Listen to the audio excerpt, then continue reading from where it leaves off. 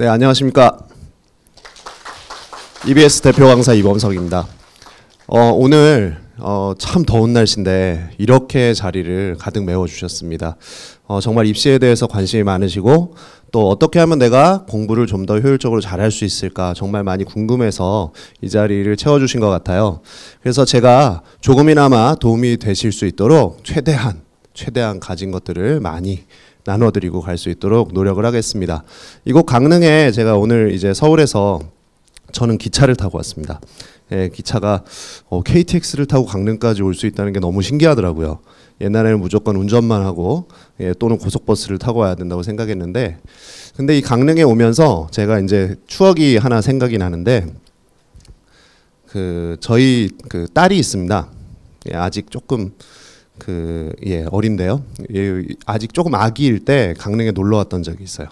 근데 이 녀석이 너무 갑자기 열이 펄펄 나가지고 이 강릉에 있는 큰 병원에 놀러 왔다가 입원을 한 적이 있었습니다. 그래서 집에도 못 가고 한 일주일 동안 입원을 했었던 기억이 있었는데, 그 기억이 나면서 아, 그랬었지.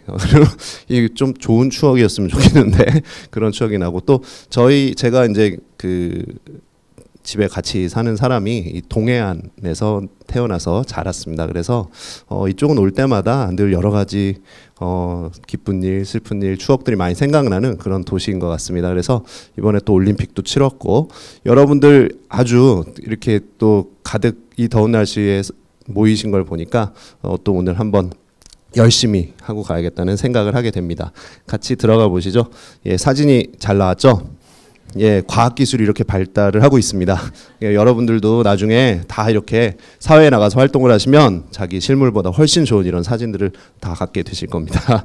그래서 제 사진이 지나갔고요. 오늘 대입에 관해서 좀 이렇게 궁금하신 것들이 있을 것 같아서 제가 목차랑 이런 질문들을 좀 뽑아봤습니다. 자기 성적을 가지고 어느 대학쯤을 갈 수 있을지 굉장히 궁금할 것 같아요. 특히 이제 2학년 학생들이 대부분이죠. 혹시 여기 3학년 학생도 있나요? 1학년 학생 있나요? 1학년 학생? 1학년 학생도 상당히 많이 있어요. 오늘 1학년 학생을 위한 이야기도 조금 같이 풀어보도록 하겠습니다. 2020 대입. 1학년 학생들은 또 조금 다르긴 한데 2015 개정교육과정은 1학년 학생들이 적용받지만 2학년 학생들은 개정교육과정과는 상관이 없습니다. 그래서 2020 대입을 일단 중심으로 오늘 같이 알아보도록 하고요. 그래서 대입 전형의 기초 들어가면서 대입 전형에 달라진 것이 무엇이 있을까, 또는 이제 수시로 가는 것이 좋을지 정시로 가는 것이 좋을지, 이런 기초적인 것에 대해서 같이 먼저 들어가 보도록 하겠습니다. 여기 이제 1학년 학생들도 꼭 올 것 같아서 선생님 1학년 것도 같이 준비했어요. 지금 보시면 2학년 학생들은 여기 지금 색깔이 정확히 구분이 안 되는데 요 위에 두 개는 지금 벌써 발표가 됐습니다. 그래서 2학년 학생들이 내후년에 내년이죠, 내년. 예, 내년에 볼 대입 일정과 인원은 어느 정도 다 확정이 돼 있어요. 그래서 인원은 약간은 바뀔 수 있습니다. 왜냐하면 나중에 전형이 확정되는 과정에서 대학들이 미세하게 조정을 좀 하기는 해요. 그래서 인원이 약간은 바뀌지만 대체적인 인원은 비율은 이제 나와 있다. 그래서 수시가 조금 더 증가했죠, 지금. 그리고 정시가 약간 줄어들었고요. 그리고 1학년 학생들 같은 경우에는 8월 달에 2021학년도 대입전형 기본사항이 발표가 됩니다. 그래서 8월을 지금 많이 기다리고 계시죠. 1학년 학생들은 약간 불안한 마음도 있을 텐데, 그래도 요즘에 조금 이제 발표할 때가 다가오면서 어느 정도는 좀 가시적인 부분이 있지 않나. 왜냐하면 급격하게 지금 바꾸는 것에 있어서는 많은 부담들이 좀 있는 것 같기는 해요. 그러나 이제 1학년 학생들은 새로운 교육과정이 있기 때문에 이제 여러 가지 새로 적용해야 될 것들이 많이 있습니다. 오늘은 2학년 학생들 중심이니까 일단 2학년 학생들 과연 무엇이 바뀌었는지, 대입제도가 좀 변화하는 모습이 4월 달쯤부터 기사화되면서 우리가 궁금해했어요.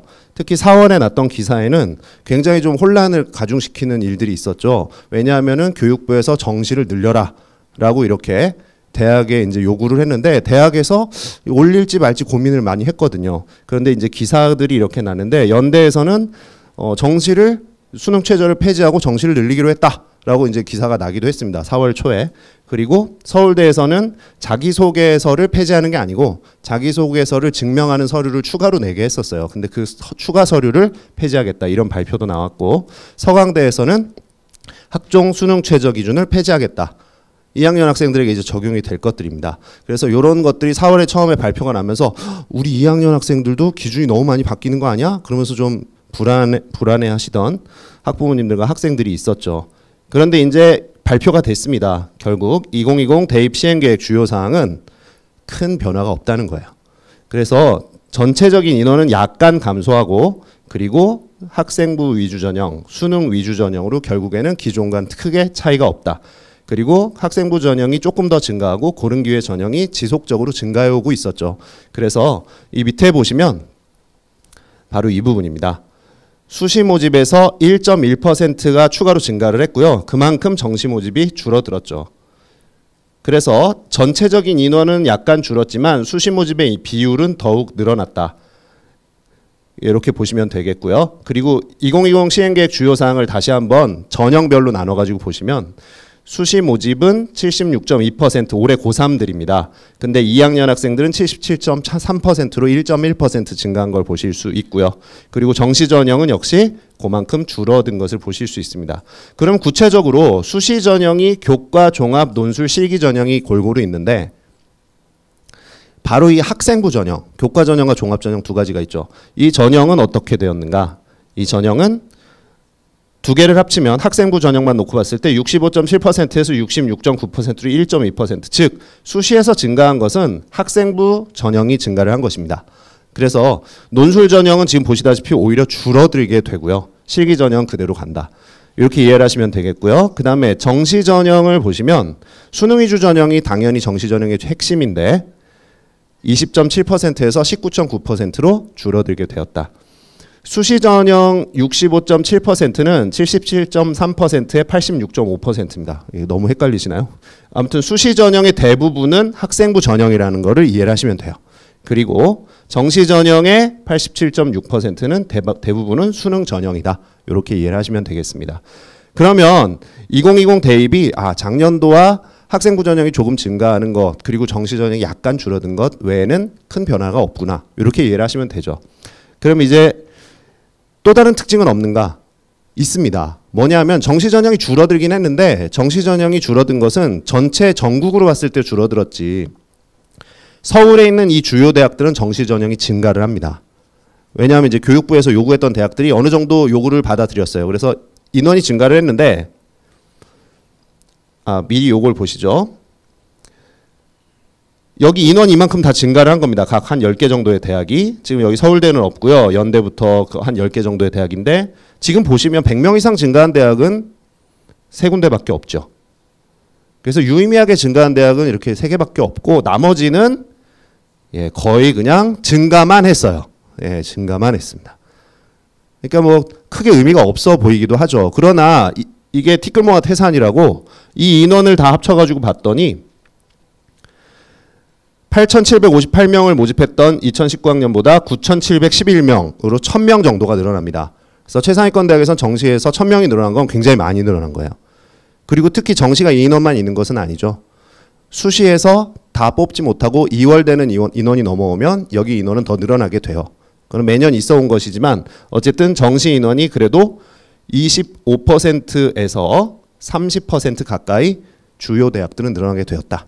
이 부분을 조금 주목해서 보시면 되겠습니다. 가장 많이 바뀐 것이 이것이 아닌가 그렇게 생각이 듭니다. 그러면 이제 아주 기초적인 것부터 다시 한번 우리가 짚으면서 빨리빨리 넘어가도록 하겠습니다. 2020 대입 전형, 이렇게 기존의 대입 전형과 똑같이 그대로 가게 되어 있습니다. 지금 보시면 수시 전형의 개수는 몇 개일까요? 한 3,000개 되는 전형, 복잡하다고 하는데 그렇게 복잡하지 않아요. 대부분 이렇게 비슷한 전형을 모으면 수시 전형은 4개밖에 되지 않습니다. 그래서 교과, 종합, 논술, 실기, 그 중에서도 어떤 전형의 비중이 많은지 아까 숫자로도 보셨고 지금 크기로도 확인하실 수 있습니다. 정시 전형의 개수는 지금 보시다시피 2개죠. 그 중에서도 수능 전형이 핵심을 이루게 되고요. 근데 여기까지 말씀드리면 헷갈리는 분들이 계세요. 원서 개수를 4장, 2장 이렇게 헷갈리시면 안 됩니다. 원서 개수는 알고 계시죠? 수시에 이 6장의 원서를 저 4개 중에 골라서 쓰시는 거예요. 그리고 정시에는 3장의 원서를 쓰는 겁니다. 가군, 나군, 다군 한 장씩 쓰는 거죠. 각각의 비율은 아까 말씀드렸던 대로 1.1% 수시 전형이 증가를 했고요. 전국적으로 봤을 땐 교과 전형이 40%, 종합 전형이 25% 가까이 되죠. 수능 전형은 작년에는 20%가 살짝 넘었는데 이제 19%대로 떨어졌습니다. 그러나 주요 대학들은 조금 증가했다는 거 기억나시죠? 그래서 지금 이것만 놓고 봤을 때는 학생부 교과 전형이 가장 많이 뽑는 전형이구나 라는 걸 쉽게 아실 수가 있어요. 수시 전형이 당연히 많이 뽑으니까 가능성이 높고, 그럼 복습해 볼까요? 수시 전형 중에 학생부, 논술 어떤 게 가능성이 높을까요? 당연히 학생부 전형이 가능성이 높죠. 그럼 우리가 대충 어떤 전형을 우선적으로 준비해야 되는구나 느낌이 좀 오시죠? 무조건 논술로 가겠다는 친구들 벌써부터 나타날 수 있습니다. 왜냐하면 2학년쯤 이제 1학기를 이제 마쳤기 때문에 나는 내신이 망했어. 이런 친구들은 나는 이제 정시와 논술이야. 난 내신은 이제 뭐 몰라. 이런 친구들 벌써 나오기 시작해요. 그러나 그렇게 지혜로운 선택만은 아닙니다. 그래서 학생부 전형을 일단 우리가 끝까지 최선을 다해서 한번 검토를 해야 된다. 비중이 압도적으로 차이가 납니다. 교과 전형과 종합 전형의 차이 보이시죠? 당연히 어디가 유리할까요? 교과가 유리할까요? 지금 답을 주저하고 계세요. 분명히 눈에는 저게 많아 보이는데 분명히 이게 많습니다. 그런데 자꾸 우리 주변에서는 종합전형이 더 중요하다고 하죠. 이유가 뭐죠? 뭘까요? 얘들이 문제죠. 얘들 덕분에 종합전형 자꾸 이야기를 할 수밖에 없는 겁니다. 여기 보시다시피 이 대학들은 7개 추가로 8개 합치면 총 15개 대학이 되죠. 여기 학생들, 학부모님들 그리고 전국의 학생 학부모님들이 그토록 가고 싶어하는 대학들이 저기예요. 근데 저 대학들 지금 보니까 파란색으로 된 교과 전형은 거의 선발하지 않고 빨간색으로 된 종합 전형으로 주로 선발하는 걸 볼 수 있습니다. 지금 이 비율은 2학년 학생들이 적용될 비율입니다. 지금 고3 학생들보다 종합 전형 비율이 약간 줄어든 느낌이 있어요. 왜냐하면 정시 전형이 조금 늘어났기 때문에. 이 상위 대학들은 지금 정시 전형이 좀 늘어났습니다. 그리고 논술 전형은 약간 줄어들었어요. 그렇죠? 그래서 그러나 대다수를 차지하는 건 역시 종합 전형이구나. 그래서 종합 전형을 준비하지 않고는 이 대학들에 가는 일이 만만치 않습니다. 물론 정시 전형도 생각보다 전국적인 크기보다는 이 대학들이 많이 뽑는다는 걸 아실 수 있죠. 논술 전형도 생각보다 아까 3.5%였어요. 근데 여기서는 10%가 넘어갑니다. 그래서 최상위 대학을 지원하려는 학생들은 논술 전형 준비도 한번 고려를 해봐야 될 필요가 있다. 그런 부분들 아실 수 있죠. 여기 특기자 전형은 주로 연세대와 이화여대에서 많이 선발하는 전형이라서 여기에 비중이 높습니다. 전국으로 이제 가서 좀 보시죠. 왜냐하면 최상위 대학만 있는 건 아니잖아요. 그래서 전국으로 가서 보시면 지금 서울 소재 대학만 보시면 역시 서울 소재 대학을 다 합쳐도 종합 전형이 대세를 이루고 있습니다. 그래서 나는 지역에 있는 여기 대학을 뭐 그냥 가면 되겠다라고 생각하는 친구들도 많이 있죠. 그러나 나는 반드시 서울로 올라갈 거야. 나는 서울에 있는 대학을 가고 싶어 라고 생각을 하는 꿈꾸는 친구들은 종합 전형을 지금부터 준비를 잘 하셔야 돼요. 비율이 높기 때문에 그렇죠. 그러나 여기 이제 강원도에도 강원대학교가 있습니다. 각 지역마다 지역 거점 국립대학이 있어요. 지역 거점 국립대학에 좋은 점이 있죠. 어떤 점이 좋을까요? 어떤 점이 좋을까요? 지역 거점 국립대학? 뭐 일단 대학도 크고 이름도 좋고 그리고 그 지역을 대표하고 무엇보다도 최근에 30% 지역 할당 채용이 생겼습니다.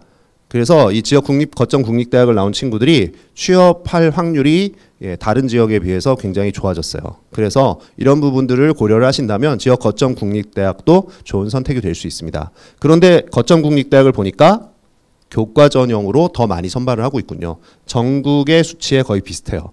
그렇기 때문에 교과 전형을 잘 준비하는 것도 좋은 방법이 될 수 있다. 반드시 무조건 학교 활동을 많이 해서 종합 전형만 준비해야 되는 것은 아니에요. 그리고 또 교대에 지원하려는 친구들이 있습니다. 지금 보시면 교과 전형으로 많이 뽑지 않죠. 10% 정도. 그러나 대부분 종합 전형 그리고 다른 대학들에 비해서 정시로도 굉장히 많이 뽑습니다. 그래서 교대를 준비하는 친구들은 준비하는 게 조금 패턴이 달라질 수 있어요. 그래서 정시도 중요하구나. 그리고 종합전형을 준비를 잘해야겠구나. 그래서 자신이 지원하려는 대학의 수준이나 종류에 따라서 지원하는 전형의 종류가 달라질 수 있어요. 그래서 이 부분들을 지금부터 잘 고려를 하셔야 됩니다. 그래서 자신에게 맞는 전형을 먼저 선택하고 가려는 대학을 고르는 방법도 있겠지만 가려는 대학이 어느 정도 목표가 서 있다면 전형의 종류도 지금부터 준비하는데 잘 신경을 쓰면 좋겠다. 지역 단위로 뽑는 인원의 비중을 알아봤습니다. 지금 2학년 학생들이 적용받게 될 비율이에요. 좀 이상한 동네가 하나 있죠. 다 교과 전형이 많은데 혼자 종합 전형이 많은 동네가 하나 있어요. 그래서 저게 좀 특징이다. 그래서 서울에 있는 대학이 아니라면 교과 전형이 기본이 되는 것이 맞습니다. 그렇게 이해를 하시면 되겠죠. 계속해서 그래프 보시느라고 고생하셨는데 이제 조금 다른 그래프로 가보도록 하겠습니다. 이게 조금 어떻게 보면 가슴 아플 수도 있는 이야기인데 지금 고3 여기 지금 여학생들 앞에 있고 남학생들 뒤에 있는데 고3 형 누나 언니 오빠들보다는 우리가 좀 나아요. 그 여기 1학년 학생들은 굉장히 좋습니다. 여기 지금 패턴이 보이시죠? 출산율이 계속해서 떨어지고 있었거든요. 그런데 갑자기 여기 볼록 올라간 친구들, 지금 고3 친구들이에요. 이 친구들은 지금 굉장히 지금 힘들어하고 있습니다. 밀레니엄 베이비거든요. 그래서 그 애 엄청 많이 나오셨어요. 그래서 지금 고3 친구들은 엄청 경쟁이 치열합니다. 그래서 지금 이 여름에 더운 줄도 모르고 각오를 다지고 지금 막판 스퍼트를 내느라고 지금 엄청 열심히 하고 있어요. 근데 여기 2학년 학생들은 여기에 해당이 되죠. 좀 나아졌습니다. 한 5, 6만 명 정도는 줄어들었어요. 굉장히 큰 겁니다. 전체 수험생이 한 60만 정도로 봤을 때 지원하는 수험생이 한 6만 정도가 줄었으면은 10분의 1이 줄어든 거예요. 근데 1학년 친구들은 1학년 친구들은 한 5, 6만 명이 더 줄어듭니다. 예, 그래서 10%가 또 빠져요. 불과 2년의 차이인데 엄청나게 큰 차이를 가지고 있죠. 그러나 이제 우리가 뭐 여유만 가지고 그럴 것이 아니라 좀 더 열심히 해서 이 기회를 잘 살려야겠다. 그런 생각을 하시면 좋겠죠. 선생님이 같이 가져온 거는 4년제 대학의 인원입니다. 4년제 대학 모집 인원이고요. 그리고 전문대학 모집 인원까지 하면 어이쿠 1학년 학생들은 이제 뭐 대학을 나름 골라갈 수 있을 것 같아요. 그죠? 그리고 2학년 학생들도 너무 걱정할 필요 없어요. 이게 밤마다 살펴보면은 선생님 저 대학 안 가요 뭐 이런 친구들이 있거든. 그래서 대학을 다 가는 건 아닙니다. 그렇기 때문에 역시 여러분들도 대학은 다 가실 수 있습니다. 다만 어디를? 지금 내가 갈 수 있는 그 대학보다 조금 더 나은 곳을 갈 수 있도록 지금 여러분들이 노력을 하고 계시고 앞으로도 계속해서 힘내서 내년까지 여러분들 열심히 노력하셔야겠죠. 1학년들은 좀 더 기회가 있어요. 선생님이 지금 갖고 온 것은 6월, 9월 수능에 지원하는 학생 숫자입니다. 3년치를 가져왔는데 매년 비슷한 패턴이 나타나고 있죠. 이걸 좀 이해하실 필요가 있어요. 여기 노란색으로 밑에 표시된 이 친구들 갑자기 9월 모의고사 때까지는 시험을 보지 않다가 수능 때만 갑자기 나타나는 친구들이 있습니다. 누굴까요, 얘들? 정말 재수. 그죠? 예. 졸업생이라고 표현을 또 하죠. 예, 이 졸업생들, 재수생들입니다. 얘들이 9월까지는 시험을 왜 안 볼까요? 학교를 잘 다니고 있습니다. 지금 대학을 잘 다니다가 수능날 그냥 오는 거예요. 서울대 다니는 친구들이 수능날 와요. 왜 오죠, 애들? 의대를 가려고 옵니다. 연고대 다니는 친구들은 서울대 가려고 와요. 왜냐하면 작년에 아차 실수해가지고 한 문제 틀려서 서울대 갈 거 못 갔거든. 올해는 서울대 가야죠. 그거 맞춰가지고. 그러려고 와요. 더 무서운 친구들 있죠? 9월까지 시험을 못 보는 이유가 있어요. 왜? 산속에 머리 깎고 들어가 있어가지고 그래요. 그러다 나타나요.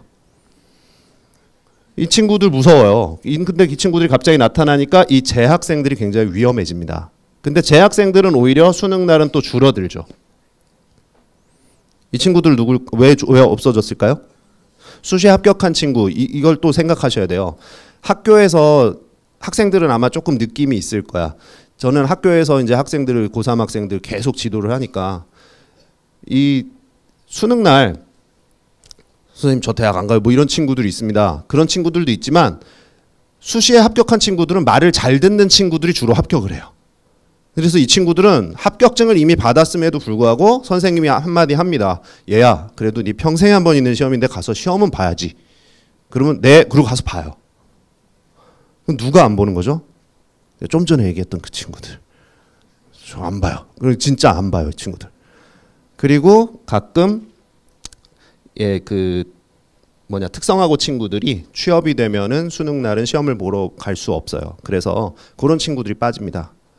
그러니까 우리 밑을 든든하게 받쳐주던 이 친구들은 갑자기 다 사라지고 어떤 친구들이 갑자기 하산한 친구들이 갑자기 나타나요.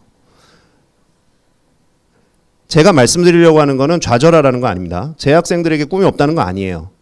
자, 어떻게 해야겠다? 재학생들이 놓치는 것 중에 가장 중요한 거를 항상 놓치는 게 있어요. 그게 뭐냐면 수능이 중요하다는 겁니다. 그런데 준비를 잘 못해요. 고3 때가 돼가지고 준비하려면 너무너무 늦습니다. 사실은. 그러나 여기 앉아있는 2학년, 1학년 친구들은 아직 기회가 많아요. 왜 이걸 놓치냐 하면 수능을 연습할 수 있는 기회가 1년에 3번 주어집니다. 뭘까요? 전국 연합 학력 평가. 이거를 여러분들 성적에 안 들어간다고 너무 소홀하게 생각해. 근데 이 연습을 제대로 하지 못하면 수능을 잘 볼 수 없겠죠. 그래서 여러분 이거를 준비를 하셔야 돼요. 전국 연합 학력 평가를 준비를 잘 하셔서 꾸준하게 업그레이드를 해 나가셔야 3학년 때 가서 그리고 수능 때 가서 잘 하실 수 있습니다. 그리고 이 점수가 받쳐주지 않으면 아주 심각한 일들이 일어나요. 이제 같이 계속해서 보도록 하겠습니다. 지금 보시면 좀 전에 말씀드렸던 것과 마찬가지로 97%를 3월 전국연합평가에서 3학년 3월에 받았던 친구가 6월, 9월 수능으로 가면서 성적이 어떻게 되는가 추적을 한 그런 그래프입니다. 한 명의 성적이 아니라 여러 학생의 성적을 같이 추적한 거예요. 서울시 교육청에서 한 4년 전에 추적했던 자료입니다. 그래서 대체적으로 3월 학평 때 받았던 점수가 수능에 가면은 전체적으로 100분위가 5점에서 7점 정도가 떨어지는 게 평균이 나와요. 물론 오르는 친구도 있어요. 10%에서 15% 정도의 친구들은 성적이 오르기도 합니다. 그러나 대다수의 친구들은 방어 자체가 쉽지 않아요. 그래서 이거를 지금부터 생각하시면서 저 때 3월 달에 내가 최대 점수를 받아야 되겠구나. 그때 최대 점수를 받으려면 언제부터? 지금부터 하셔야죠. 이전부터 할 수는 없으니까 지금부터 하셔야 되는 거예요. 정시전형의 졸업생 합격 비율은 제가 서울에 있는 아까 7개 대학 중에 하나의 대학에 가서 입학사정관님께 물어봤습니다. 정시전형에 졸업생이 많이 합격한다는데 몇 프로나 되나요? 70% 이상이라고 그러시더라고요. 그러나 우리에게도 희망은 있어요. 종합전형의 재학생 합격 비율은 우리가 높습니다. 재학생들이 훨씬 높아요. 이것도 제가 대학교 입학사정관님들 한 5분한테 물어봤습니다. 대부분 이 비율 이상 몇 프로 이상이었을까요? 90% 이상입니다. 종합전형은 재학생들의 리그예요. 그래서 이거를 아시면 돼요. 오늘 이제 여기 다 재학생들이시죠? 졸업생 있나요? 있어서 손을 못 들 것 같아. 지금 재학생은 수시가 유리하고요. 졸업생은 정시가 유리한 시스템이 지금의 입시 시스템입니다. 그리고 이 시스템 그대로 2학년 학생들까지 적용받을 겁니다. 그리고 크게 변하지 않는 한 1학년 학생들에게도 거의 이어질 겁니다. 그래서 이거를 아셔야 됩니다. 수시를 무조건 건너뛰고 정시로 가겠다라는 생각은 좀 천천히 해도 괜찮다. 수시 다 떨어지고 나서 생각해도 괜찮다. 그러면은 정시로 갈 게 아니니까는 수능이 별로 중요하지 않지 않을까? 이런 착각을 하시면 안 돼요. 이제 일정을 보시죠. 여러분들이 내년에 이제 3학년이 되면 겪게 될 일정입니다. 3월에 학평 보고요. 이제 학력평가도 많이 봐요. 모의평가도 보고 6월, 9월에 보는 게 모평이고 3월, 4월, 7월, 10월에 보는 게 학평입니다. 교육청 모의고사죠. 그래서 이렇게 보면 중간중간에는 학교에서 보는 중간고사, 기말고사, 그쵸? 이런 것들이 있어요. 그리고 수능까지 가게 됩니다. 여기서 중요한 시험은 계속 보는 시험이 다 중요하지만 6월 모평과 9월 모평이 중요하죠. 왜냐하면 이 두 개의 시험이 평가원이라는 수능을 출제하는 기관에서 출제하는 시험이기 때문에 그래요. 그래서 저걸 잘 봐야 저 점수를 기반으로 원서를 작성을 하게 됩니다. 자, 그러면 원서를 요때 작성을 하게 될 텐데요. 여러분들은 조금 특이한 점이 있어요. 내년에 추석이 좀 이상한 일정이 끼어 있어가지고 원서 접수가 일정이 많이 당겨졌습니다. 한 4일 정도가 마감 일자가 담겨졌어요. 올해는 14일 날 마감합니다. 근데 학생들은 10일 날 마감해요. 이것이 가져오는 파장이 있습니다. 뭐냐 하면 9월 모평을 9월에 보거든요. 그럼 제일 빨리 봐도 며칠일까요? 1일 날 보겠죠. 제일 빨리 봐도. 8월 31일 날 9월 모평을 볼 수는 없잖아. 그죠? 그래서 9월 모평을 1일 날 본다 하더라도 며칠 만에 원서를 마감하죠? 기간이 별로 없어요. 그리고 1일 날 보기도 힘듭니다. 생각보다. 그래서 원래 올해는 9월 5일 날 보거든요. 만약에 9월 5일 날 본다고 치면 올해보다 하루가 당겨지니까 4일 날 본다고 치면 일주일도 안 돼서 원서를 마감해요. 즉 9월 모평 점수를 참고하기가 매우 어렵다. 그게 지금 2학년 학생들의 약간의 좀 특징입니다. 알고 계시기 바라고요. 그렇기 때문에 6월 모평 점수가 조금 더 중요해요. 6월 모평 성적표를 손에 쥐고 원서를 쓰게 될 겁니다. 원서를 쓸 때 뭘 가지고 상담을 할 거냐면 요 세 가지를 가지고 상담을 할 겁니다. 요것만 있으면은 원서 6장을 어느 전형으로 어디에 쓸지 다 나와요. 모평 점수, 그 다음에 교과 내신 등급과 비교과 요 두 개를 합치면 학생부가 됩니다. 그래서 학생부와 모평 점수가 있으면은 다 나와요. 그래서 요걸 가지고 각각 요런 것들을 결정을 짓게 됩니다. 네. 지원 하한선과 상한선이 다 결정이 되죠. 6장의 원서를 이제 같이 한번 써보겠습니다. 원서를 쓰는 기준의 하한선과 상한선이 방금 세 가지 가지고 결정된다 그래서 어떻게 결정을 짓느냐. 일단 요 6장의 원서를 쓰는 전략은 요 세 가지 단계로 나눠서 지원을 하는 겁니다. 이 세 가지 단계에서 어느 게 제일 중요할까요? 어떤 게 제일 중요할까요? 어떤 게? 상향을 왠지 잘 써야 될 거, 좋은 대학을 갈 수 있을 것 같은데 아니면 안정을 잘 써야 될까요? 예를 들어 봅시다. 6장이 다 합격하면 좋을까요? 6장 합격하면 좋을까요? 생각보다 좋지 않습니다. 6장을 다 붙으면 원서를 잘못 쓴 거예요. 이렇게 너무 낮춰 쓴 거죠. 4번, 5번, 6번은. 좀 더 높여 쓸 걸. 그렇죠? 그래서 반대로 우와 대박이야. 완전 대박. 뭐 이거는 어떤 것만 붙으면 다 떨어져도 되죠. 1번이나 2번만 붙으면 예, 완전 대박입니다. 그러나 그런 경우는 거의 예, 한 학교에 한 명이 일어나면 정말 다행히 뭐 대단한 거죠. 그 친구는 이 강릉 시내 전체 소문이 날 수도 있어요. 그런 친구는 정말로 그런 친구는 정말 소문이 납니다. 그리고 그게 일반화가 돼요. 그래서 야 걔가 거기 갔대. 그지? 그 정도면 거기 가나 봐. 근데 너는 왜 못 갔어? 뭐 이렇게 되거든요. 여기 그거는 로또 맞는 것과 비슷해요. 그래서 나에게도 일어난다라고 생각을 하시면은 곤란해집니다. 그래서 대부분의 학생들이 6장을 쓰면은 어떤 게 붙을까요? 요 5번, 6번 두 개가 붙는 경우가 대다수입니다. 그렇다면은 어떤 원서를 제일 잘 신경 써서 써야 될까요? 5번, 6번을 잘못 쓰면 6장을 다 떨어지는 수가 생겨요. 5번, 6번은 정말 잘 쓰셔야 됩니다. 근데 5번, 6번 쓰는 기준이 있었죠. 아까. 하한선을 결정하는 기준이 있었어요. 그걸 말씀드리려고 하는 거예요. 뭘까요? 그게 6월 모평 점수입니다. 즉 지금 여러분들이 보고 있는 무슨 시험 점수? 전국 연합 학력 평가 모의고사 점수가 여러분들 6장의 원서 하한선을 결정을 질 거예요. 왜? 6개 다 떨어지면 정시로 대학 가야 되거든요. 근데 정시보다 수시에는 하나만 더 잘 가면 성공하는 거죠. 수시의 성공의 기준은 정시에 갈 수 있는 그 대학보다 하나만 더 잘 가면 성공하는 거예요. 그렇죠? 그렇기 때문에 정시에 갈 수 있는 그 대학보다 하나 더 나은 대학부터 원서를 써서 올라가기 시작하는 겁니다. 기본적인 원리예요. 그렇기 때문에 이 점수부터 원서를 쓰기 시작할 겁니다. 그럼 위에는 내신 성적과 학생부에 써 있는 비교과 내용을 가지고 어디까지 쓸 수 있을지 위를 측정합니다. 그래서 거기까지 쓰는 거예요. 그래서 이 폭이 이 6장의 범위를 결정을 합니다. 그럼 이제 예를 들러 가보겠습니다. 모의고사 성적이 100분이 70%를 받는 그런 친구가 있다고 보시죠. 그럼 이 친구는 100분이 70% 수준의 대학부터 6장의 원서를 써서 올라가겠죠. 이 친구의 내신과 비교과를 봤더니 약 85%의 대학을 갈 수 있을 것 같아요.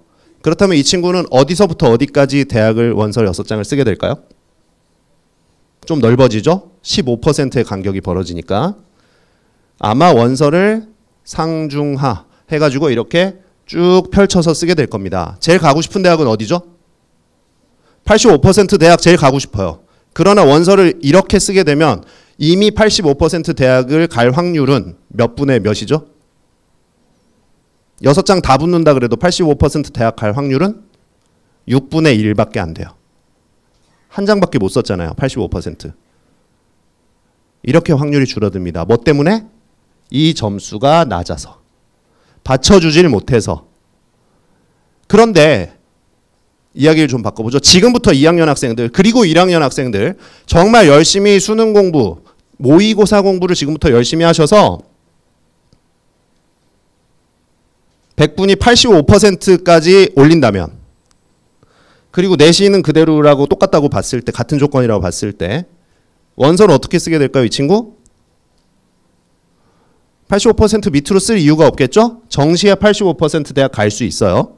그러니까 수시는 85% 위로 쓰면 됩니다. 그럼 이게 달라붙죠? 그러면은 대학은 전부 다 원서 6장을 모두 85% 수준에 맞춰서 쓰게 될 수 있을 겁니다. 그럼 아까 가고 싶었던 그 대학을 갈 수 있는 확률이 몇 배? 6배가 늘어났네요.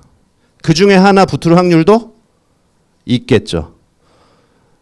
그래서 6배의 확률이 높아집니다. 상위대학 지원 확률이. 그래서 중요한 것이 바로 뭐냐 하면 내신을 올리는 것도 중요하고 학교 활동하는 것도 중요해요. 종합전형을 준비하려면 그렇습니다. 그러나 수능 성적이 받쳐주면은 위에 있는 대학만 쓸 수 있다는 거예요.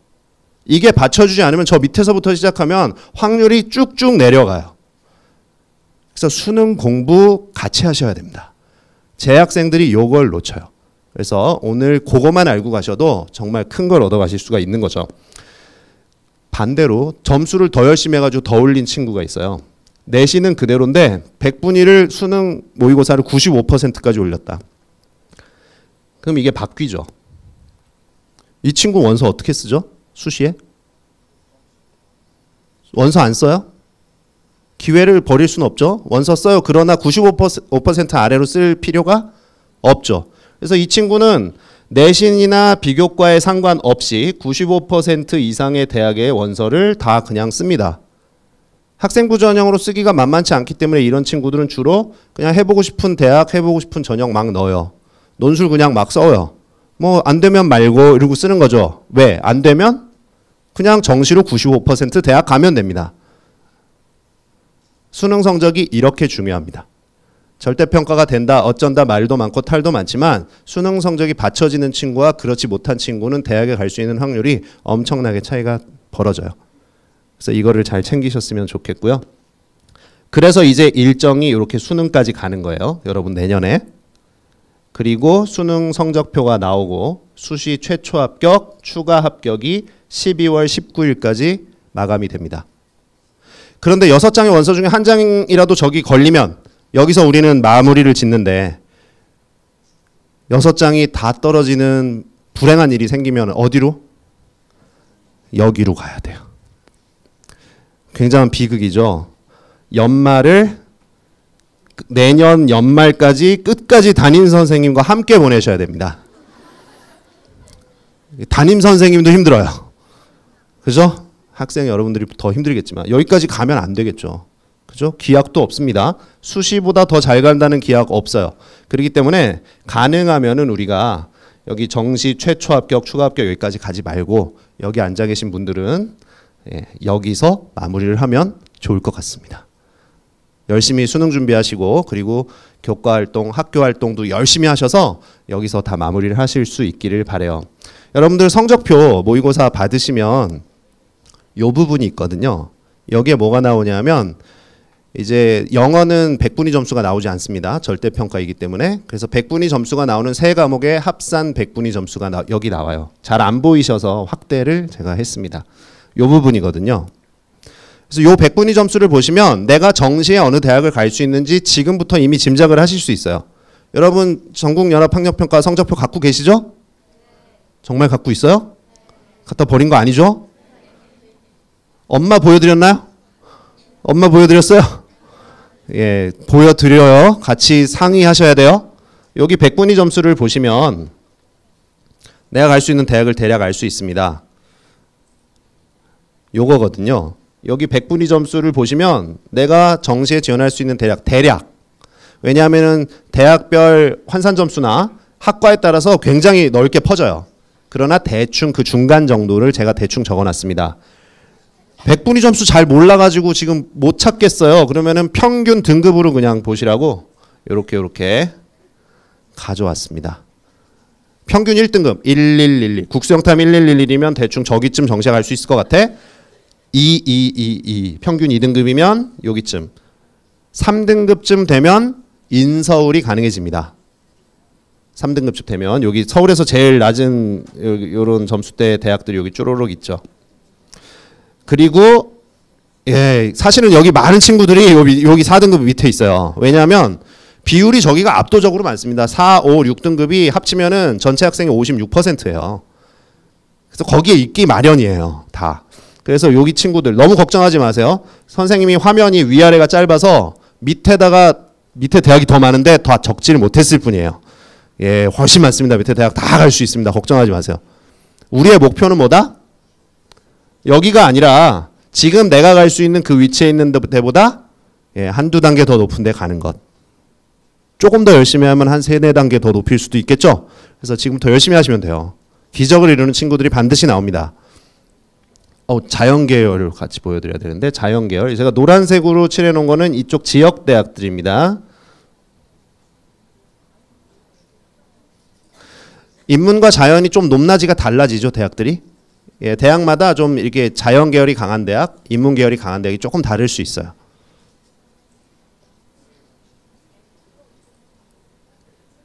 자, 이제 정신 똑바로 차리고 열심히 하셔야겠죠? 저기를 갈 수는 없잖아, 지금. 그냥 저기를. 우리가 좀 더 예, 잘 가기 위해서 노력을 하셔야죠. 제 성적으로는 그럼 어딜 갈 수 있을까요? 저에게 맞는 전형은 뭘까요? 성적관리와 학교활동 무엇을 먼저 할까요? 이런 고민들 많으실 겁니다. 같이 좀 찾아보시죠. 일단 패턴이 6가지 중에 하나로 원서를 거의 다 쓰게 되십니다. 수시에. 그런데 패턴은 크게 2가지로 나눌 수 있어요. 내 수능보다 내신이 더 좋은 친구들. 이 친구들은 학생부 등급이 좋기 때문에 당연히 학생부 전형을 많이 쓰게 됩니다. 근데 반대인 친구들 가끔 있죠. 가끔. 아주 가끔 있는 친구들. 이상하게 내신보다 수능을 더 잘 보는 친구들. 아까 그 뒤집어졌던 그 친구죠. 그런 친구. 그런 친구들은 학생부 전형으로 도전하기가 좀 애매해요. 그래서 이 친구들은 주로 논술 전형과 정시 전형으로 도전을 하게 되어 있습니다. 어떤 패턴에 속하는지를 잘 보시되 두 패턴 공통점이 있어요. 이 공통점은 뭘까? 바로 이거죠. 어느 쪽으로 가던 간에 좋은 대학을 갈 확률, 내가 원하는 그 대학을 갈 확률, 그리고 좀 더 합격할 수 있는 확률을 둘 다 높이는 방법은 최저 등급을 맞추는 방법입니다. 최저 등급을 맞추는 학생부 전형은 최상위권 학생부 종합이 도전이 가능해집니다. 가장 대표적인 학교가 홍익대학교 같은 경우죠. 작년에 홍익대학교의 어떤 학과는 최저 등급만 맞추면 4등급 학생도 교과 전형으로 합격을 했습니다. 최저가 너무 높아서 맞추는 친구들이 없는 거예요. 그래서 그냥 교과 컷이 쭉쭉쭉 내려오다가 4등급 넘어가 버린 거죠. 그런 학과가 실제로 나왔어요. 그래서 최저가 있으면 그걸 맞추면 그만큼 확률이 높아진다. 그리고 논술도 마찬가지입니다. 최저가 있는 논술의 대학들은 상대적으로 더 높은 대학들, 그렇죠? 상대적으로 더 가고 싶은 대학들이 최저가 있는 경우가 많아요. 그리고 최저 등급도 약간 높습니다. 그래서 저것만 맞추면 분위기가 너무 싸한 것 같아서 한번 실질 경쟁률이 얘가 오토매틱이라 가끔 튀어나와요. 이게 네. 그 최저만 맞추시면 실질 경쟁률은 확 줄어들게 되죠.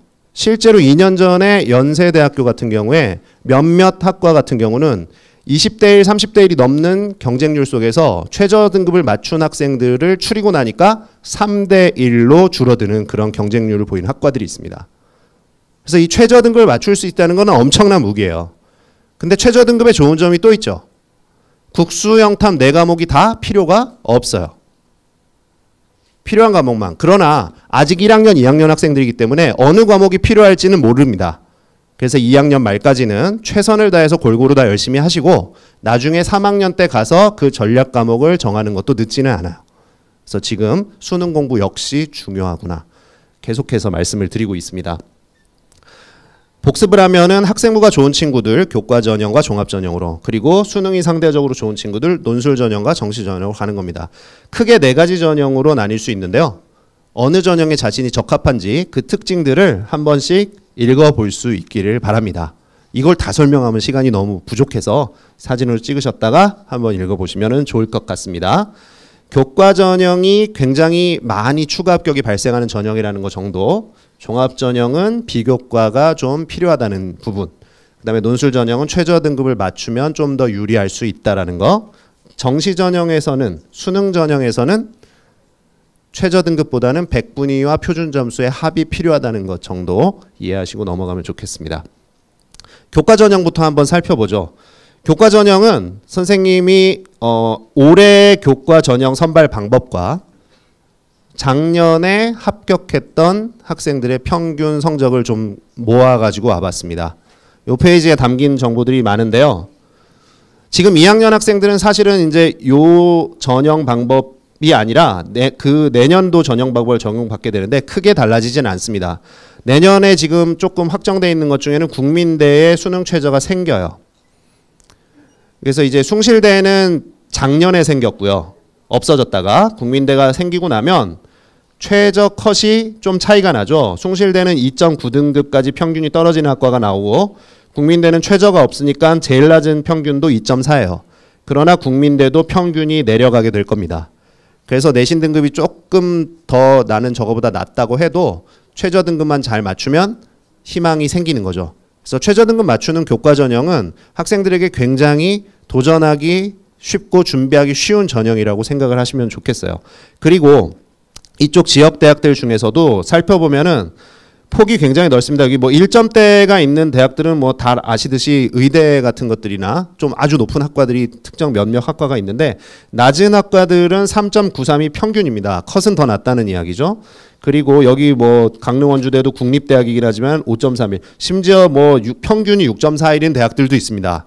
그렇기 때문에 교과 전형은 여러분들이 어느 학생이든 쉽게 도전할 수 있는 그런 전형이다. 이렇게 생각을 하시면 돼요. 무조건 높지 않습니다. 그렇게 보시면 되고요. 그리고 요건 자연 계열이죠. 올해 전형 방법, 그리고 요거는 작년 성적이에요. 자연 계열은 약간 조금 더 여유가 있습니다. 교과 전형에서. 대체적으로 인문 계열보다는 조금 더 낮아도 가능할 수 있다. 수능 최저도 조금 더 여유를 주는 게 일반적이죠. 숭실대, 인문대는 2개 6등급인데 자연 계열은 최저 맞추기가 어렵기 때문에 7등급까지 허용을 하고 있어요. 그래서 2등급대 후반 학생들도 도전이 가능한 그런 대학들도 있다는 거. 그렇게 기억하시면 되겠습니다. 다만 주의하실 점은 여기 지금 한양대, 중앙대, 시립대가 나왔지만 연세대, 고려대 이런 학교는 나와 있지 않죠. 교과 전형 안 뽑습니다. 경희대, 동국대 이런 학교들 교과 전형 없어요. 그래서 교과 전형이 없는 학교도 있구나. 그런 것들을 이해를 하시면 좋겠어요. 자, 이제 종합전형. 종합전형 이제 슬슬 우리가 이제 1학기 학생부 마무리하고 2학기 때도 이제 잘 마무리해서 2학년 때 여러분들, 그리고 1학년 때부터 준비하면 더욱 좋겠죠. 뭔가 학교 활동을 잘 마무리해서 갔으면 좋겠는데 어떻게 하면 좋을까? 종합전형은 서류를 먼저 평가합니다. 여기를 통과하지 못하면 여기로 갈 수가 없어요. 그러니까 면접은 지금부터 고민 먼저 하실 필요는 없어요. 서류부터 고민을 하셔야죠. 3가지 서류가 있는데 추천서는 없는 대학들도 꽤 많습니다. 학교생활기록부와 자기소개서는 대부분 다 필요하죠. 그런데 이 둘 중에 하나를 고르라고 한다면 뭐가 더 중요한 서류일까요? 뭐가 더 중요할까요? 자기소개서? 학생부? 잘 알고 있는 친구들이 많은 것 같아요. 학생부가 절대적으로 중요합니다. 근데 함정은 학생부는 학생들이 기록할 수 없다는 거예요. 누가 기록하죠? 선생님이 기록해요. 그래서 선생님이 기록을 하는데 옆에서 이렇게 써주세요 하면 돼요, 안 돼요? 이렇게는 하지 못하지만 선생님 저 이런 활동을 열심히 했어요 라고 어필은 할 수 있을까? 네. 포트폴리오라는 게 전형에 직접 쓰이지는 않지만 그래서 마치 필요 없는 것처럼 되어 있지만 학생 여러분들이 포트폴리오 같은 것들을 미리 만들어 놓는다면 그런 것들을 통해서 얼마든지 좀 더 자세하게 선생님들에게 어필할 수 있습니다. 그리고 선생님들은 그거 그대로 절대 안 써줍니다. 우리나라 선생님들은 정말 이 자존심도 있으시고 그리고 엄정하게 평가를 하시기 때문에 평소에 엎드려 자는 친구가 아무리 많은 자료를 내도 그대로 써주지 않아요. 그리고 평소에 무척 열심히 했던 친구는 자료를 뭐 많이 제출하지 않더라도 열심히 써주려고 무지하게 애를 쓰시죠. 그래서 선생님들이 알아서 평가를 해주실 겁니다. 그래서 어필하는 것은 좀 필요할 수 있다. 그래서 평소에 기록 같은 걸 좀 많이 남겨놓으면 좋겠다. 평가를 하는 방법은 이렇게 평가를 한답니다. 말이 너무 어렵죠. 그래서 조금 풀어보니까 요게 필요하다는 겁니다. 즉 기록에 그리고 학생들의 활동에 요것들이 들어가 요 요소가 빠지면 안 돼요. 사실 학생부를 들여다보면 학생들이 뭐에 참여함 되게 많아요. 그거는 결과입니다. 결과는 거의 다 적혀 있어요. 그런데 좀 더 잘 쓴 친구들은 그 참여하면서 무슨 활동을 했다는 게 과정이 또 추가로 좀 더 적혀 있는 친구들이 있습니다. 그것도 훌륭하죠. 그런데 생각보다 우리나라 대다수 학생들의 학생부에 많이 빠진 게 있습니다. 그 활동을 왜 했는지는 많이 빠져 있어요. 근데 사실 대학에서 입학사정관들이 정말 궁금하게 생각하는 것은 그거를 왜 했는지 궁금해합니다.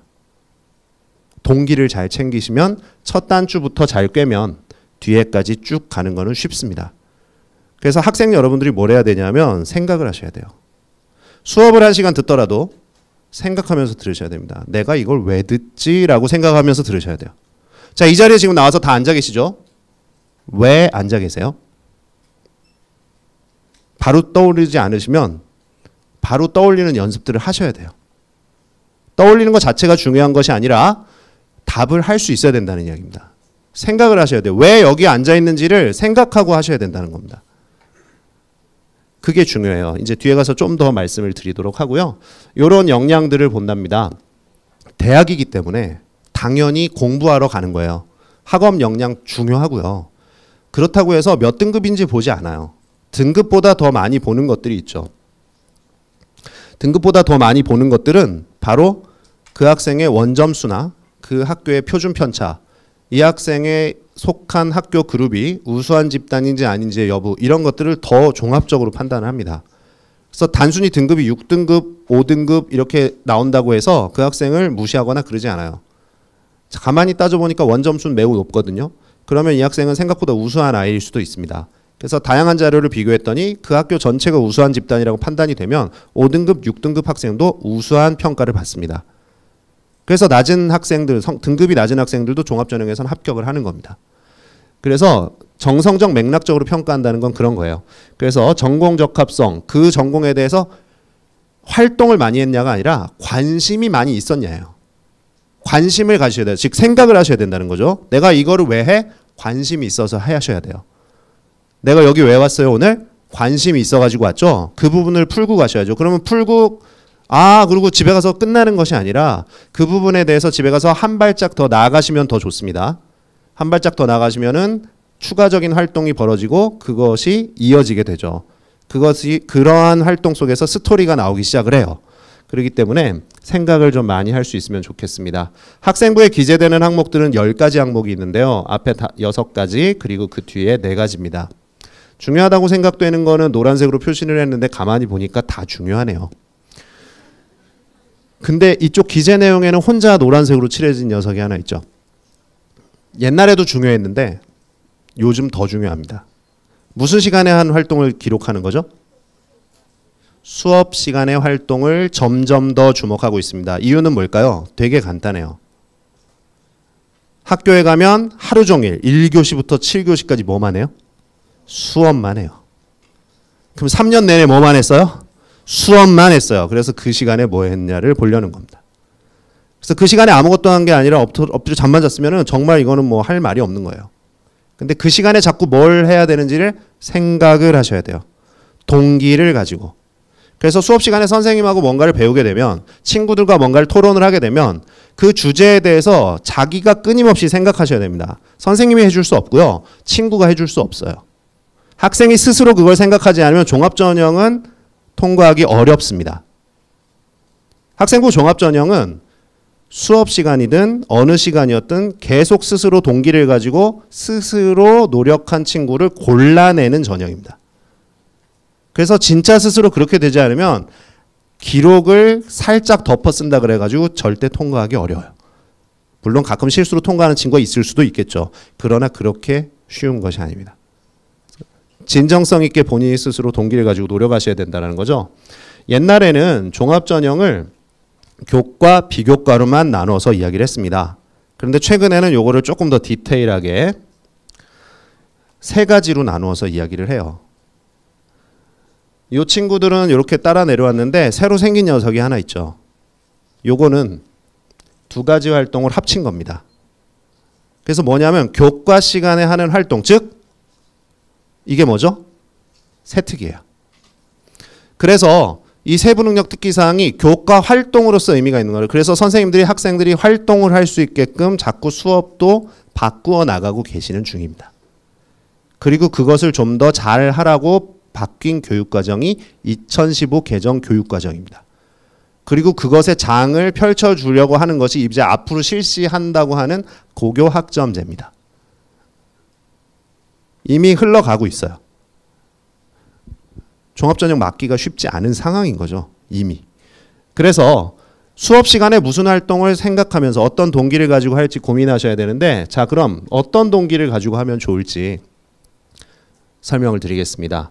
동기 과정 결과가 학교 활동에서 빠지면 안 되거든요. 근데 첫 단추가 중요하다 그랬어요. 동기가 중요한데 입학사정관들이 학생부 활동을 기록을 보면서 질문을 하고 싶은 게 있습니다. 제일 먼저 묻는 질문이 있어요.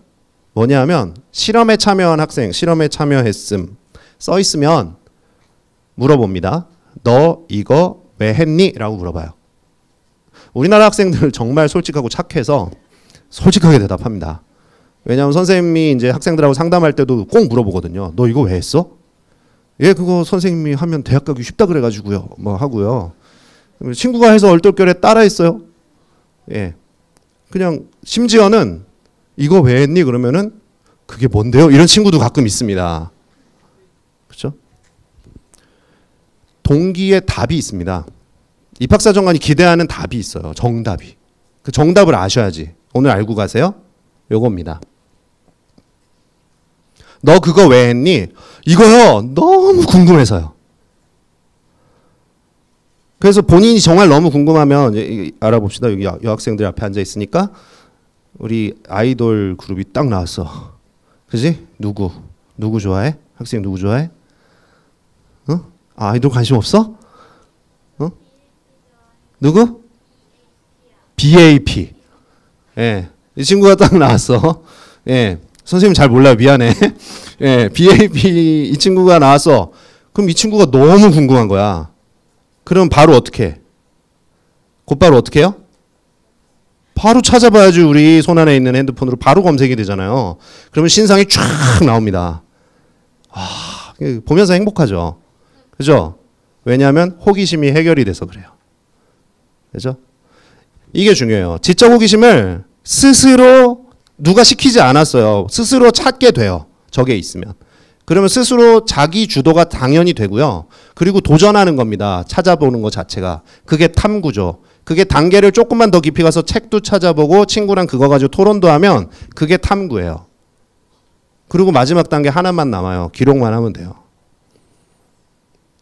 그래서 동기가 중요합니다. 지적 호기심이 없으면요. 종합전형은 쉽지 않아요. 그러니까 학생들은 지금부터 매 수업 시간마다 그것만 생각하면 돼. 이 시간에 뭘 하나 궁금해 할까만 생각하고 수업을 앞으로 들으셔도 여러분들은 충분히 준비를 많이 하실 수 있습니다. 그리고 그거를 집에 가기 전에 또는 집에 가는 길에 한 번만 더 찾아보세요.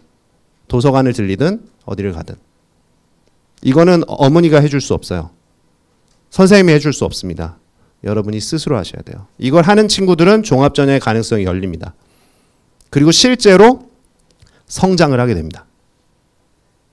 그게 우리나라의 종합전형에서 바라는 인재상입니다. 과정에서 자기주도 이게 드러나야 돼요. 시키지 않아도 자기 스스로 해야죠. 그리고 이렇게 단체로 지금 참여하고 있잖아요. 여기 앉아있다 그냥 가는 건 소용없어요. 여기서 개별화된 활동을 하셔야 됩니다. 지금 혼자서 하고 있는 활동이 따로 뭔가가 있던지 아니면 여기서 끝나고 나가기 전에 또는 끝나고 나가서 혼자 한 발짝 더 나가서 하는 나만의 활동이 뭐가 있는가. 그것까지 더 나가시면 좋겠어요. 내 이야기를 하나를 더 쓸 수 있어야 됩니다. 같이 한 거는 의미가 좀 떨어지죠. 그래서 거기서 넌 뭘 했는데 여기에 답을 하실 수 있어야 돼요.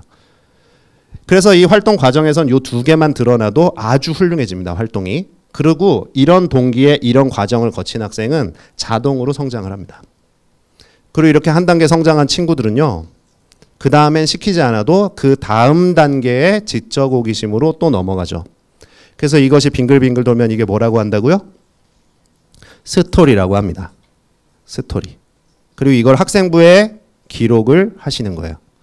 그리고 나중에 자기소개서에도 기록을 하시는 겁니다. 학생이 할 수 있습니다. 스스로 하셔야 됩니다. 오늘 아주 잘 오셨어요. 듣고 가서 이제 여름방학 지나고 까먹지 말고 2학기 때부터는 호기심을 가지고 참여해 보시기 바래요.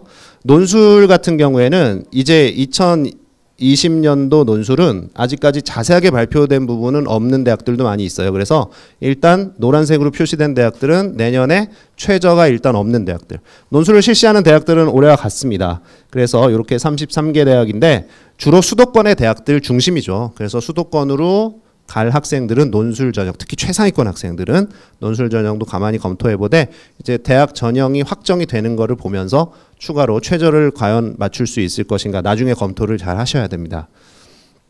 논술 준비를 하려는 학생들은 이제 2학기 때부터는 슬슬 좀 할 필요가 있거든요. 예, 이제 더 늦어지면 조금 이제 하면 좋습니다. 근데 이제 논술 전형에서 핵심은 그 대학마다 논술 문제는 어느 정도 틀이 다 나와 있어요.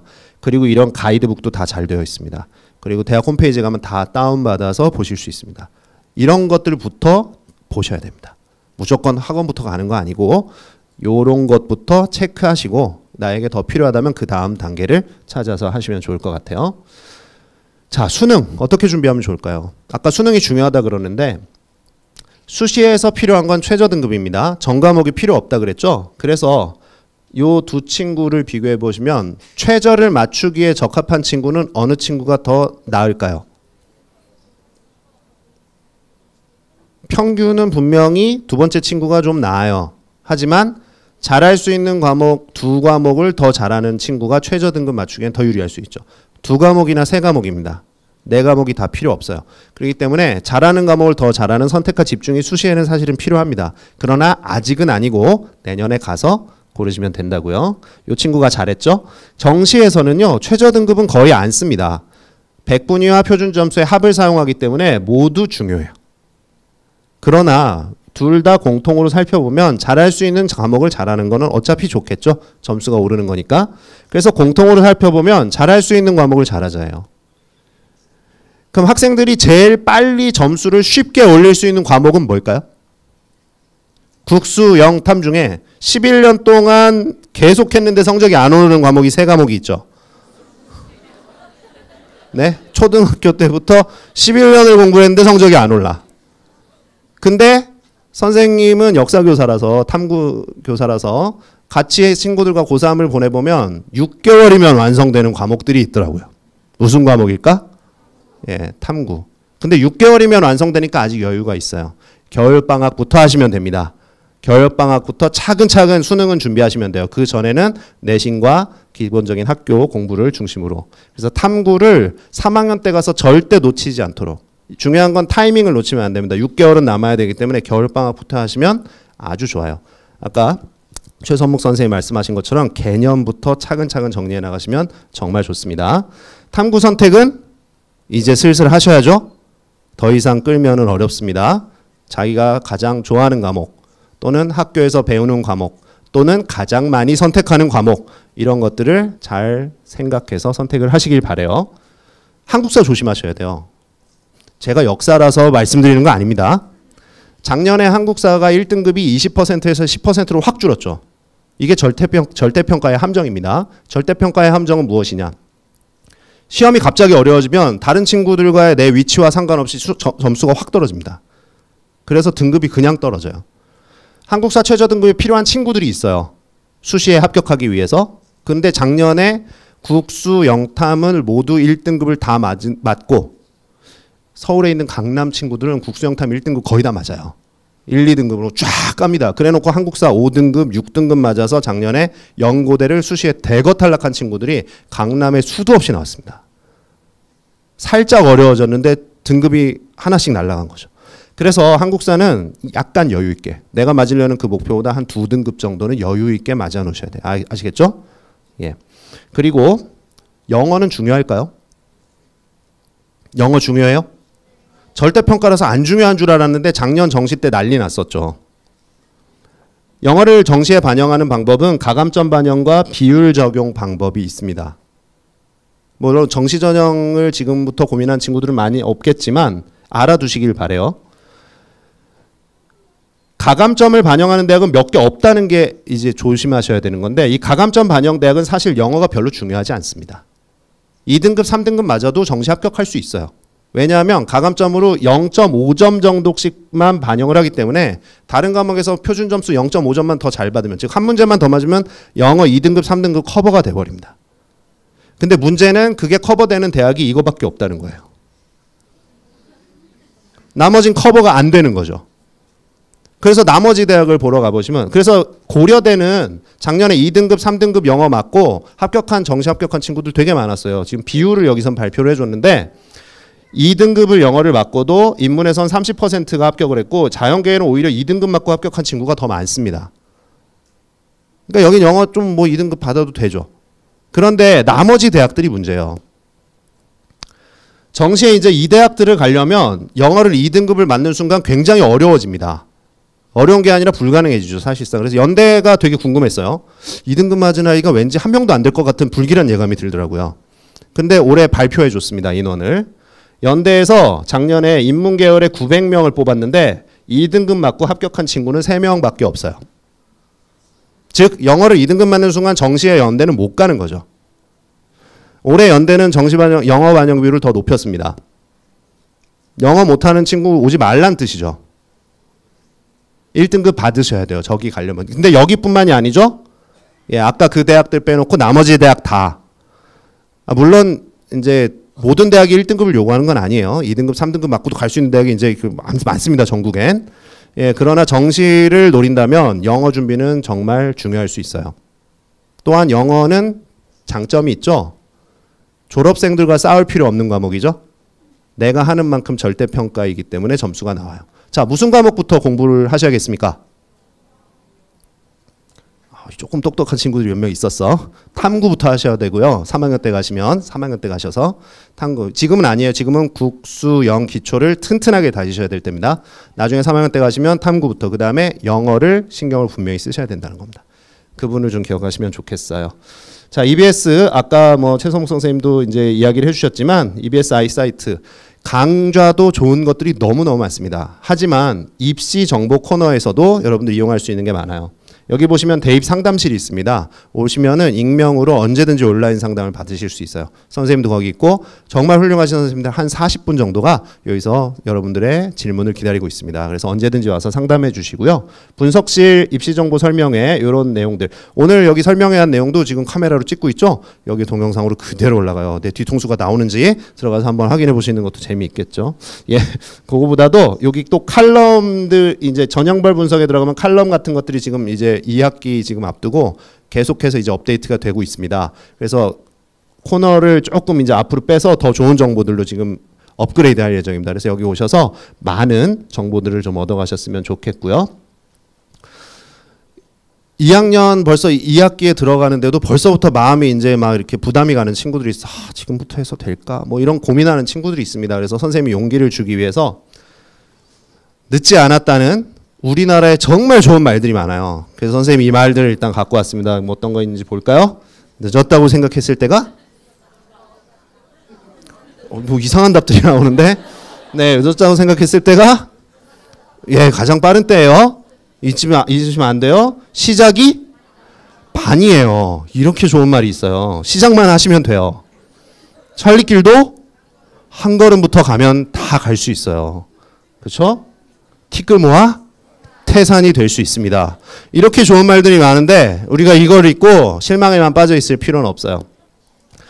선생님이 여러분들 희망을 가지시라고 정말 이 좌절스러웠던 친구인데 성공했던 스토리를 하나 갖고 왔습니다. 무시무시한 학생을 하나 갖고 왔어요. 예, 이런 친구 여기 있나요 혹시? 아주 되게 찾기 힘들어요, 저 성적. 왜냐하면 저게 비율이 많지 않거든. 예, 7, 8, 아까 4, 5, 6이 56%라고 그랬잖아. 1, 2, 3을 찾기 힘든 것처럼 7, 8, 9도 찾기 힘들어요. 이 친구 몇 년 된 친구거든요. 그때는 대학 7등급까지 가기 힘들었습니다. 당연히 뭐 했을까? 당연히 재수했죠. 그럼 4년제 이제 갔을까? 재수까지 했는데 이 친구는 전문대 갔어요. 가슴 아프죠. 4년제를 되게 가고 싶어 했던 친구야. 가슴 아프죠. 그럼 군대 갔습니다. 전문대 갔다가 뭔가 반전이 있을 줄 알았는데 이 친구 7등급 받았던 친구라 맨날 선생님들한테 구박받고 그랬던 친구예요. 불쌍하게 막 맨날 근데 이 친구 군대 가가지고 난생 처음 인정을 받았대요. 너 괜찮은 것 같은데 잘하는 것 같아. 인정을 받았답니다. 그래서 얘가 군대 가서 처음으로 나도 할 수 있다는 걸 깨달았대요. 가슴 아프죠. 진짜 깨달았으면 좋았을 텐데. 근데 늦게라도 깨달았잖아요. 그래서 이 친구가 군대를 갔다 와서 아직 4년제 대학 못 갔죠. 그래서 다시 도전을 하기로 한 거예요. 그래서 다시 도전을 하기로 해서 엄청 열심히 공부했나 봐요. 논술 전형을 40대 1을 통과해요. 면접 전형은 또 30대 1을 통과해버립니다. 뭐 엄청났나 봐. 그냥 대학도 아니에요. 아까 처음에 나왔던 7개 대학, 그 안에 있는 대학을. 명문대를 갔죠. 취업 잘했을까요? 예, 취업도 잘했습니다, 이 친구. 근데 이 친구는 취업을 우리가 보통 이렇게 하면 그 끝이잖아. 부모님들도 그렇게 생각하지 않으시나요? 자녀가 취업까지 다 하면 다 키웠다 이렇게 생각하시죠. 그럼 이제 집 직장 왔다 갔다 하다가 그냥 잘 먹고 잘 살면 되겠거니라고 생각들을 많이 하십니다. 그런데 이 친구는 자기가 이제 이런 어려움을 극복하고 이제 대학을 오는 경험을 하다 보니까 새로운 목표가 또 생긴 거예요. 직장에 가고 나서 다시 도전을 하는 거죠. 직장이 별로 안 좋았나 봐. 다른 직장에 다시 도전을 했나? 이 친구 직장이 어디였을까요? 이 친구 7등급이었는데 선생님이 됐습니다. 교사가 됐어요. 우리나라에서 교사하면 뭘 또 도전을 하죠? 진짜 그냥 왔다 갔다만 하면 되지 않나? 뭐 이렇게 생각할 수도 있습니다. 제일 안정적인 직업인데 뭘 또 할 수 있죠? 이 친구는 교사가 되고 나가지고 뭘 목표를 삼았냐면 자기 경험을 가지고 친구들에게 용기를 주는 일을 하다 보니까 좀 더 많은 친구들한테 용기를 좀 줄 수 있으면 좋겠다라는 생각을 하게 됐답니다.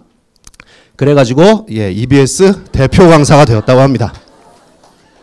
예, 제 이야기입니다.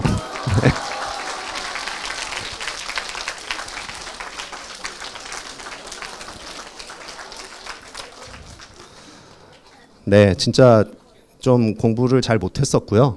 예, 좀 뒤늦게 좀 정신을 차렸는데 정말 힘든 20대 시절을 보냈습니다. 예, 저처럼 힘들게 20대를 보내지 마시고 지금들 열심히 땀을 흘리면서 노력을 하셨으면 좋겠어요. 저는 군대 다녀와서 시작을 했는데도 교사도 할 수 있었고 그리고 여기 이렇게 여러분들 앞에 서서 영광스럽게 마이크도 잡고 강의를 할 수 있는 이런 자리까지도 왔습니다. 저는 지금도 도전을 하고 있고요. 그리고 여러분들은 지금부터 도전을 하신다면 정말 무엇이든지 될 수 있는 여러분들이라고 저는 확신을 합니다. 사람마다 누구나 꽃이 피는 계절이 있는데 여러분들의 꽃 피는 계절이 빨리 오셨으면 좋겠고요. 정말 여러분들 무엇이든지 열심히 하셔서 꿈을 이루는 여러분들이 되셨으면 좋겠습니다. 감사합니다.